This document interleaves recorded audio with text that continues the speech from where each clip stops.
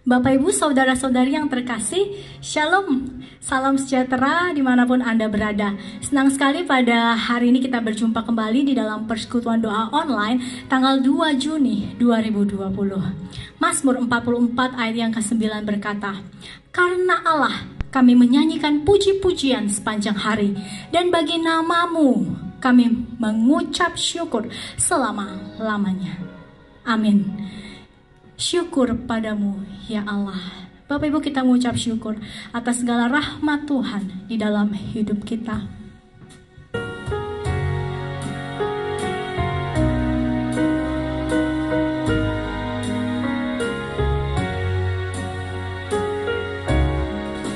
Syukur padamu ya Allah atas segala rahmat-Mu. Syukur atas kecukupan dari kasih-Mu penuh. Syukur atas pekerjaan walau tubuh terlambat. Syukur atas kasih sayang dari sanak dan teman. Syukur atas bunga mawar harum indah tak terberi. Syukur atas awan hitam dan mentari berseri. Syukur atas suka duka yang Kau beri tiap saat, dan firman-Mu pelita agar kami tak sesat. Bagi Bapak Ibu yang saat ini berkumpul bersama dengan keluarga, Anda boleh saling berpegangan tangan satu dengan yang lainnya. Syukur atas keluarga penuh kasih yang mesra. Syukur atas perhimpunan yang memberi sejahtera. Syukur atas kekuatan kala duka dan kesal. Syukur atas pengharapan kini dan selamanya. Terima kasih Tuhan untuk setiap suka dan duka yang Kau izinkan terjadi di dalam kehidupan kami. Kami mengucap syukur Tuhan. Walaupun ada banyak hal yang kami rasakan hari-hari ini begitu berat, tapi kami bersyukur karena Allah yang kami percaya adalah Allah tempat kami bersandar. Engkau Allah pencipta alam semesta yang memelihara hidup kami pribadi lepas pribadi. Terima kasih Tuhan untuk kami yang boleh ada sebagaimana kami ada saat ini. Semua karena kebaikan dan anugerah Tuhan. Saat ini kami mau bersama-sama masuk di dalam persekutuan doa. Biar Engkau sendiri yang berbicara kepada setiap kami melalui firman Tuhan. Dan setiap doa-doa yang kami naikkan sungguh berkenan di hadapan Tuhan. Kami berdoa mengucap syukur di dalam nama Tuhan Yesus, satu-satunya juru selamat kami yang hidup. Amin. Bapak Ibu, di dalam persekutuan doa online hari ini, firman Tuhan akan disampaikan oleh penginjil Periadi Ritonga. Kepada hambanya waktu dan tempat dipersilahkan. Ya, selamat malam Bapak Ibu. Mari sebelum kita masuk ke dalam renungan, kita terlebih dahulu bersatu di dalam doa. Mari kita bersatu dalam doa. Bapa kami dalam surga, kami bersyukur untuk hari ini di mana kami akan bersama-sama mendengarkan renungan di persekutuan doa malam. Biar kiranya Tuhan sendiri boleh memberkati kami waktu kami mendengarkan dan bersama-sama mengaplikasikannya. Dalam nama Yesus kami berdoa. Amin. Mari kita buka Yohanes 2 ayat 1-4. Tema renungan hari ini berfokus pada kehendak Allah. Yohanes 2 ayat 1-4.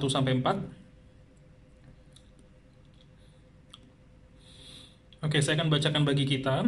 Pada hari ketiga ada perkawinan di Kana yang di Galilea, dan ibu Yesus ada di situ. Yesus dan murid-muridnya diundang juga ke perkawinan itu. Ketika mereka kekurangan anggur, ibu Yesus berkata kepadanya, "Mereka kehabisan anggur." Kata Yesus kepadanya, kepada ibunya Maria, "Mau apakah engkau daripadaku, Ibu? Saatku belum tiba." Di teks yang kita baca, kita melihat suatu pernyataan yang mengejutkan di mana Yesus itu menunjukkan satu ketaatan yang berbeda dari yang kita pikirkan. Dia tidak mentaati apa yang ibunya minta di dalam percakapan awal. Nanti dia akan mentaatinya baru di akhir. Dia itu bicara tentang saatku belum tiba. Jadi ada satu fokus yang berbeda di dalam pikiran Yesus selain dia harus taat kepada ibunya. "Mau apakah engkau daripadaku, Ibu? Saatku belum tiba." Kenapa ia tidak langsung mengatakan kepada ibunya, "Iya, Mah," gitu. "Saya akan melakukannya dengan segera." Kenapa ia harus menggunakan kata atau kalimat yang di awal membuat suasana itu tidak menyenangkan? Di sini kita bisa melihat secara sekilas, saudara-saudara, bahwa rupanya Yesus sendiri itu memiliki satu fokus yang berbeda, bahwa fokus utama dari Yesus itu adalah pada kehendak Allah, bukan kehendak orang tuanya, bukan kehendak ibunya. Nah, kita bisa melihat ini di teks-teks lain, misalnya Yohanes 8 ayat 28. Yesus berkata, "Apabila kamu telah meninggikan anak manusia, barulah kamu tahu bahwa akulah dia dan bahwa aku tidak berbuat apa-apa dari diriku sendiri." Itu menarik kalimat itu. "Aku tidak berbuat apa-apa dari diriku sendiri, tetapi aku berbicara tentang hal-hal sebagaimana yang diajarkan Bapa kepadaku." Yohanes 5 ayat 17-19. Yesus menjawab orang-orang Yahudi, "Aku berkata kepadamu, sesungguhnya anak," dia mengacu pada dirinya sendiri, "tidak dapat mengerjakan sesuatu dari dirinya sendiri, jikalau ia tidak melihat Bapa mengerjakannya. Sebab apa yang dikerjakan Bapa, itu juga yang dikerjakan anak." Nah, mukjizat, hal-hal yang Yesus lakukan di dalam kehidupannya, itu bukan karena permintaan-permintaan orang lain, tetapi satu fokus akan kehendak Allah. Di sepanjang Injil kita akan melihat hal yang sama. Yesus tidak selalu melakukan mukjizat, misalnya di kolam Bethesda. Dari semua orang yang sakit, kenapa dia hanya nyembuhin satu? Aneh sekali. Kita kalau punya kuasa, kalau Mother Teresa datang ke Bethesda, dibawa itu semua orang ke dalam rumah penampungannya. Tapi Yesus enggak. Dan itu terdengar sangat aneh sekali, padahal dia punya kuasa. Ada momen-momen dia itu menunjukkan dirinya, ada momen-momen di mana ia itu tidak menyatakan yang seharusnya. Dia tidak menyatakan apa yang orang harapkan. Dan kalimat yang dikatakan Yesus kepada ibunya itu diulangi berkali-kali di dalam keseluruhan Injil. Saatku belum tiba. Ada satu fokus bahwa dia ingin peka akan kehendak Bapanya di surga daripada kehendak dirinya sendiri. Nah, saudara-saudara, kita itu dipanggil untuk menjadi seperti Yesus. Matius 28 ayat 18-20 kita dipanggil menjadi muridnya Yesus. Kalau Yesus sendiri terus belajar untuk peka dan bergantung kepada kehendak Bapanya, maka kita pun sebagai muridnya Yesus harus belajar peka dan taat akan kehendak Bapa kita yang di sorga. Fokusnya itu bukan untuk memuaskan kehendak dirinya, bukan kehendak pasangannya, bukan kehendak anaknya, bukan kehendak keluarga besarnya, bukan kehendak mertuanya atau menantunya, bukan kehendak saudara atau saudari kandungnya, tapi mengutamakan kehendak Allah. Seringkali kita menjadikan nasihat atau pendapat orang lain itu melebihi pendapat Allah. Nah, dan ini menjadi masalah kita. Sedangkan kita dipanggil agar kita tidak dikuasai oleh kebutuhan-kebutuhan kita atau kebutuhan orang-orang di sekitar kita, tapi kebutuhan Allah yang di surga. Nah, kita juga harus memperhatikan bahwa waktu kita memperhatikan dan peka akan kehendak Allah, lalu bagaimana respons kita terhadap orang-orang atau figur-figur otoritas yang ada di atas kita. Misalnya kita bawahan kepada atasan, atau kita anak kepada orang tua, atau kita karyawan kepada atasan kita. Bagaimana kita bisa menunjukkan sikap kita? Kita lihat bahwa Yesus tidak merendahkan ibunya. Yesus tidak mempermalukan ibunya, Yesus tidak mengecam ibunya, Yesus tidak bersikap kurang ajar kepada ibunya. Dia tahu posisinya sebagai seorang anak, dan dia tetap menghormati ibunya sambil tetap dia memiliki fokus akan kehendak Allah. Dia tidak menyerang ibunya hanya karena ibunya menginginkan sesuatu yang berbeda dari diri Yesus. Nah, sehingga kita harus berhati-hati di sini. Jangan seperti mungkin beberapa sekte Kristen yang lain atau pada beberapa pengajaran-pengajaran yang lain bahwa yang penting intinya kebenaran Allah itu sampai gitu loh, agar aku melakukan apa yang Tuhan inginkan gitu. Tetapi kita tidak peduli implikasi atau dampak yang kita ucapkan, dampak perilaku kita terhadap orang-orang di sekitar kita. Kita harus ingat bahwa hukum yang pertama mengasihi Allah, dan hukum yang kedua yang sama seperti itu mengasihi sesama kita, orang lain, mengasihi sesama kita di sekitar kita. Nah, Bapak Ibu yang terkasih di dalam Tuhan, bagaimana di dalam kehidupan kita? Apakah kita berfokus pada kehendak Allah? Berfokus dalam kehendak Allah. Kapan terakhir kali Bapak atau Ibu, saudara atau saudari, mengambil satu keputusan atau belajar peka untuk menggumulkan dan menghubungkan kehendak Tuhan dalam kehidupan kita? Nah, sesuatu hal itu penting sekali. Misalnya, Bapak Ibu, baik hal yang kecil maupun hal yang besar. Anak sekolah di mana? Anak dikasih uang jajan berapa? Orang tua kita sudah sendiri dan sudah tua. Apakah kita bawa dia ke rumah kita? Ke panti jompo? Atau kita biarkan dia di rumahnya sendiri? Bagaimana kita menghubungkan kehendak Allah dengan keputusan-keputusan yang sekecil itu? Bisnis mana yang mau aku ambil di momen-momen COVID-19 ini? Bagaimana dengan THR karyawanku? Waduh, aku di PHK, mau kerja di mana Tuhan? Jika kita mau berusaha, mau menjadi wirausaha, usaha apa? Di mana lokasinya? Pernah nggak bahkan hal-hal seperti itu kita tanya, Tuhan, kehendakmu kira-kira apa ya? Di dalam pertanyaan-pertanyaan atau pergumulan hidup. Bagaimana caranya aku berdagang tanpa aku harus berbohong? Harga modal. Tapi kita tahu, sebenarnya harganya nggak modal. Agar konsumen tahu saja itu harga modal. Bukankah itu sudah berbohong? Bagaimana kehendak Tuhan waktu aku mulai mempersuasi orang membeli barangku tanpa aku berdosa di hadapan Tuhan? Nah, Bapak Ibu pernah berpikir nggak hal seperti itu? Atau kita secara otomatis saja mengikuti apa yang bapak kita lakukan, om kita lakukan, ya udah mereka ngomong seperti itu kita lakukan. Nah, kita harus cari bagaimana kehendak Tuhan dalam caraku mempersuasi orang untuk membeli barangku, membeli jasaku. Bagaimana aku menjadi karyawan tapi disuruh atasan untuk menemani rekan bisnisnya ke karaoke misalnya, yang kita tahu tidak bersih. Ada 1 atau 2 orang yang pernah saya kenal seperti itu. Dan dia bingung harus bertindak apa. Apakah aku harus tetap bekerja di perusahaan yang menghidupi etika dan moral yang sehat? Seperti seorang teman yang saya pernah ceritakan, bagaimana dia bekerja di satu perusahaan dan semua datanya ada di flash disk.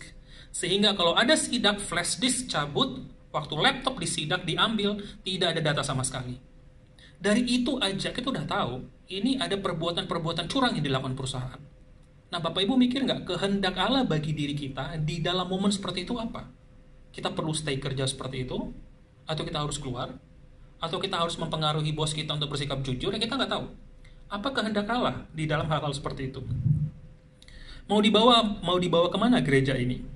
Apakah program ini, program A atau program B menolong orang untuk menjadikannya murid Yesus? Apakah gereja itu harus mengarah kepada gereja sel atau gereja dengan berbagai komisi yang di dalamnya? Atau mungkin ada bentuk lain yang hybrid misalnya. Apa ya kehendak Allah dalam konteks gereja kami yang secara khusus? Bagaimana kehendak Allah? Apa kehendak Allah bagiku untuk menginjili? Apakah menginjili itu harus pergi keluar kota? Yang padahal kita punya pembantu, kita punya supir, kita punya babysitter yang kita bisa mulai menanamkan nilai-nilai Kristiani. Bukankah itu menginjili? Apa kehendak Allah bagiku untuk memberikan kesejahteraan bagi driver, bagi babysitter, bagi pembantu, bagi bawahanku, bagi orang-orang di sekitar kita? Apa yang harus kita lakukan? Nah, Bapak Ibu, ini kita harus terus perhatikan di dalam kehidupan kita dan terus menanyakan apa kehendak Allah di dalam kehidupan kita masing-masing. Di dalam segala hal, baik dari hal yang kecil sampai hal yang besar. Nah, saya khawatir inilah sebabnya firman Allah bagi sebagian besar kita itu tidak akan pernah menjadi relevan sampai kita mati. Kemungkinan besar, sebagian besar dari kita. Mungkin kita akan menganggap firman Allah dan berpikir firman Allah itu nggak berguna.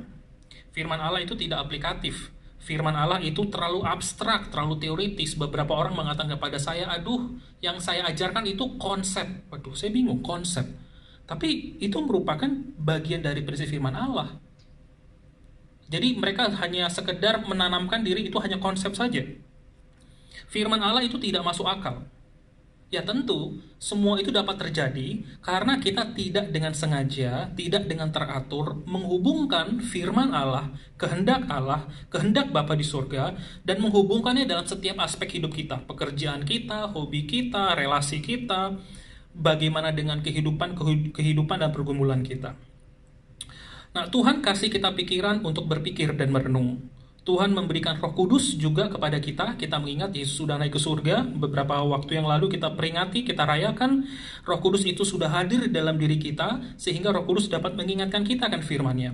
Tuhan telah memberikan Alkitab sebagai prinsip hidup. Tuhan memberikan begitu banyak buku-buku rohani yang bisa menjadi bantuan, suplemen dalam menjalani hidup orang-orang percaya di tempat lainnya. Nah, orang-orang seperti ini, materi-materi seperti ini, firman Allah lah yang harus kita fokuskan dalam hidup kita untuk mencari kehendak Allah. Carilah kehendak Tuhan, bukan kehendak diri kita. Carilah kehendak Tuhan, bukan kehendak manusia, bukan kehendak pasangan kita, bukan kehendak diri kita sendiri, bukan kehendak keluarga besar kita, bukan kehendak atasan kita atau anak kita. Carilah terlebih dahulu dan yang utama, kehendak Tuhan. Nah, Ia akan menumbuhkan iman kita, menguatkan keyakinan kita, mengubahkan kita menjadi serupa Dia. Lihatlah apa dampaknya saat seseorang itu peka dan taat akan kehendak Allah. Kita lihat dalam kehidupan para murid. Mereka menghasilkan kekristenan yang kuat dan luar biasa. Mari kita bersatu dalam doa. Bapa kami dalam surga, kami terus menyerahkan dalam perenungan kami, biar kiranya Tuhan terus senantiasa ingatkan, kami terus didorong, diingatkan, ditegur kembali untuk selalu mencari kehendak Allah dalam kehidupan kami. Tuhan pimpin kami untuk selalu menghubungkan apa kehendak Allah dalam setiap aspek hidup kami. Bahkan dalam keputusan-keputusan yang kecil, keputusan-keputusan yang sepele pun, kami melatih kepekaan kami melatih iman kami untuk mencari kehendak-Mu. Tolong kami ya Tuhan, secara khusus dalam situasi-situasi di COVID-19, dengan segala pergumulan yang kami hadapi, Tuhan tolong kami juga untuk mencari suara-Mu, kehendak-Mu, melalui firman-Mu, melalui orang-orang rohani, Kristen di sekitar kami, melalui mungkin buku-buku rohani, merenungkannya, mencernanya, dan menemukan rencana yang indah yang Tuhan sedang siapkan, yang sudah Tuhan siapkan bagi setiap kami. Terima kasih Tuhan. Dalam nama Yesus kami berdoa dan kami bersyukur. Amin. Terima kasih kepada hambanya penginjil Periadi Ritonga yang sudah membagikan renungan firman Tuhan pada malam hari ini. Kiranya setiap kita boleh diberkati melalui firman Tuhan. Bapak Ibu, kita akan masuk di dalam pokok-pokok doa kita, biar kita menenangkan hati kita di hadapan Tuhan. Kita percaya bahwa dalam setiap hidup kita, Tuhan memimpin langkah-langkah kita. Amin. Tenanglah kini hatiku.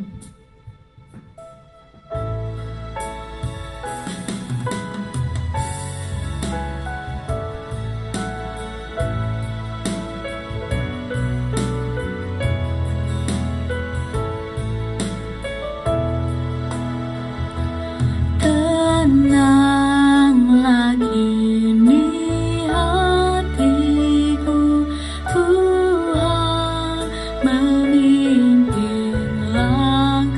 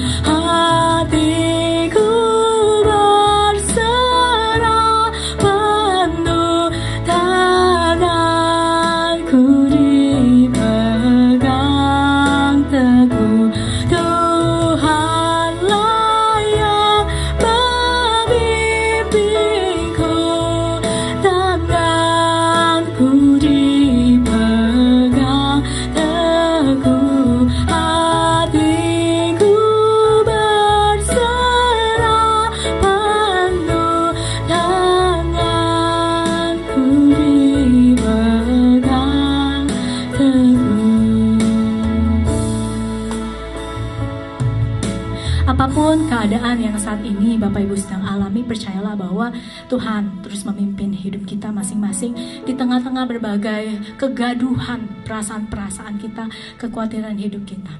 Tuhan memegang pimpinan. Bapak Ibu sekalian, kita akan masuk di dalam pokok-pokok doa. Pokok doa dapat Anda saksikan di layar masing-masing. Yang pertama kita doakan masih dalam suasana Pentakosta. Marilah kita berdoa kiranya spirit dan semangat Pentakosta terus berkobar di dalam hati kita. Mari kita bersama-sama masuk di dalam doa. Tuhan, kami datang padamu mengucap syukur, terima kasih karena Engkau memberikan Roh Kudus-Mu bagi hidup setiap kami masing-masing Tuhan, sehingga kami tidak pernah menjalani hidup kami sendirian. Karena ada Tuhan, karena ada Roh Kudus selalu menyertai hidup kami, mendampingi kami melewati berbagai pergumulan hidup kami di tengah-tengah dunia ini. Terima kasih Tuhan. Biarlah semangat dari Pentakosta terus mengobarkan sukacita di dalam hati kami, mengobarkan semangat di dalam hati kami, untuk kami terus bergiat di dalam pekerjaan Tuhan. Kerohanian kami tidak menjadi lesu, melainkan senantiasa mencari kehendak Tuhan sebagaimana disampaikan oleh firman-Mu. Kami mencari dan taat kepada kehendak Tuhan, bukan kehendak kami, sehingga hidup kami sungguh-sungguh menjadi berkat dan membawa kemuliaan bagi Tuhan. Ini doa kami Tuhan, yang kami naikkan di dalam nama Tuhan Yesus Kristus. Amin. Bapak Ibu, kita berdoa selanjutnya untuk persiapan menyambut masa-masa new normal. Sebuah aktivitas, nanti kita akan beraktivitas kembali di tengah-tengah kondisi kota, bangsa, dan dunia. Kita doakan supaya setiap pihak-pihak yang terkait juga tetap menjalankan tugas dan tanggung jawabnya masing-masing, baik dari para pemimpin ataupun sampai kepada lapisan masyarakat. Kita doakan bersama-sama. Mari kita berdoa. Bapa di dalam surga, kami juga bersatu hati berdoa di dalam persiapan kami menyambut satu lingkungan yang baru Tuhan. Ketika kami beraktivitas kembali di tengah-tengah lingkungan kami doakan Tuhan untuk kondisi kota, bangsa, dan dunia. Doakan untuk setiap pihak-pihak yang terkait tetap menjalankan tugas dan tanggung jawabnya masing-masing. Kami doakan untuk Presiden kami Pak Jokowi beserta seluruh lapisan pejabat daerah. Engkau berikan hikmat bijaksana yang daripada Tuhan di dalam setiap pengambilan keputusan strategis yang diambil Tuhan, sehingga semuanya boleh seturut dengan hikmat dan kehendak Tuhan. Kami doakan untuk semua tim medis yang sedang berjuang berjerih lelah di dalam memberikan pelayanan kesehatan bagi publik. Kami doakan Tuhan, Engkau memberikan kekuatan bagi setiap mereka, supaya setiap mereka juga boleh ada semangat setiap hari. Kami doakan untuk para peneliti dan ilmuwan yang sedang mencari vaksin dan obat. Biarlah sumber dari segala hikmat, sumber dari segala pengetahuan datangnya daripada Tuhan, dan kami bersandar kepada Tuhan. Kami doakan bagi seluruh masyarakat, setiap kami Tuhan, ketika kami beraktivitas seperti biasanya, biarlah kami juga punya roh penguasaan diri di dalam mengikuti semua protokol kesehatan yang berlaku, sehingga masing-masing dari kami boleh tetap menjalankan tugas dan tanggung jawab kami dengan baik dan saling menjaga satu dengan yang lain. Pada akhirnya Tuhan, kami memohon kiranya segala sesuatunya boleh berjalan seturut dengan kehendak Tuhan, dan kami boleh beraktivitas seperti biasanya. Terima kasih Tuhan. Kami berdoa di dalam nama Tuhan Yesus Juru Selamat kami. Amin. Bapak Ibu, kita juga berdoa untuk persiapan gereja-gereja Tuhan di dalam mempersiapkan kembali ibadah tatap muka. Dan kita doakan kesiapan hati seluruh jemaat. Mari kita berdoa. Bapa di dalam surga, kami juga bersyukur untuk persiapan gereja-gereja Tuhan di dalam mempersiapkan kembali ibadah tatap muka setelah sekian lama Tuhan kami beribadah secara online. Terima kasih untuk semua tim ibadah online yang sudah berjerih lelah. Bukan satu hal yang mudah, butuh persiapan yang panjang. Terima kasih untuk semua para penata layanan dan semua jemaat Tuhan yang terus mendukung di dalam doa. Dan kami berdoa Tuhan, ketika tiba waktunya kami kembali mengadakan ibadah tatap muka, Engkau Tuhan dipermuliakan di dalam setiap ibadah yang kami lakukan. Kami berdoa untuk kesiapan hati semua jemaat, berikan kami kegairahan, berikan kami sukacita untuk kami beribadah bersama-sama. juga khususnya di GKI Pinang Sia, setiap kami yang akan mengadakan persiapan peneguhan majelis dan pengurus komisi-komisi, biarlah Tuhan juga yang akan memimpinnya. Terima kasih Tuhan. Kami doakan semuanya dan memohon hikmat dan pimpinan dari Tuhan. Kami berdoa mengucap syukur di dalam nama Tuhan Yesus. Amin. Bapak Ibu, yang terakhir kita doakan untuk pergumulan jemaat Tuhan. Kita doakan bagi yang sakit ataupun yang di dalam pergumulan-pergumulan, masalah keluarga, kesulitan ekonomi, bisnis dan pekerjaan sampai kepada pasangan hidup. Dan rekan-rekan kita sekalian yang kita tahu mungkin sedang bergumul di dalam imannya. Yuk Bapak Ibu, sama-sama kita doakan setiap mereka ya, juga pergumulan masing-masing Bapak Ibu.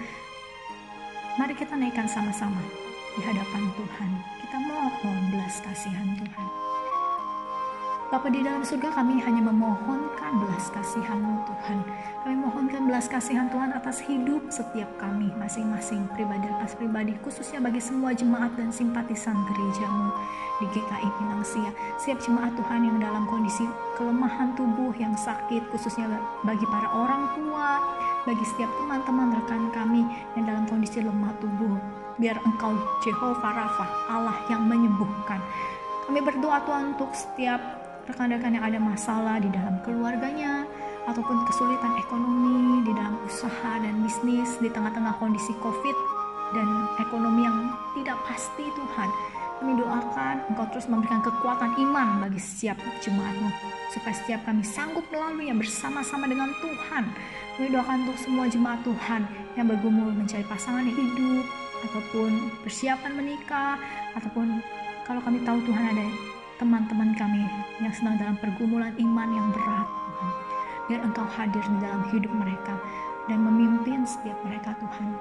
Sebab Engkaulah Allah yang maha hadir di dalam hidup kami. Terima kasih Tuhan. Biarlah di dalam pergumulan-pergumulan kami terus memandang kepada Tuhan, sumber kekuatan dan sumber pengharapan hidup kami. Demikian kami berdoa. Di dalam nama Tuhan Yesus Kristus, satu-satunya juru selamat kami yang hidup, kami berdoa. Amin. Bapak Ibu, pokok doa kita pada malam hari ini telah selesai. Amin. Bapak Ibu, kita telah menyelesaikan pokok-pokok doa kita. Kita percaya Allah mendengar seluruh seru dan doa-doa kita. Kita percaya bahwa Allah memegang pimpinan di dalam hidup kita. Tangan kita dipegang teguh. Tuhanlah yang membimbingku, tanganku dipegang teguh, hatiku berserah penuh, tanganku dipegang teguh. Persekutuan doa hari ini telah selesai. Silakan bersaat teduh. Tuhan Yesus memberkati. Kita akan kembali bertemu di dalam persekutuan doa online selanjutnya.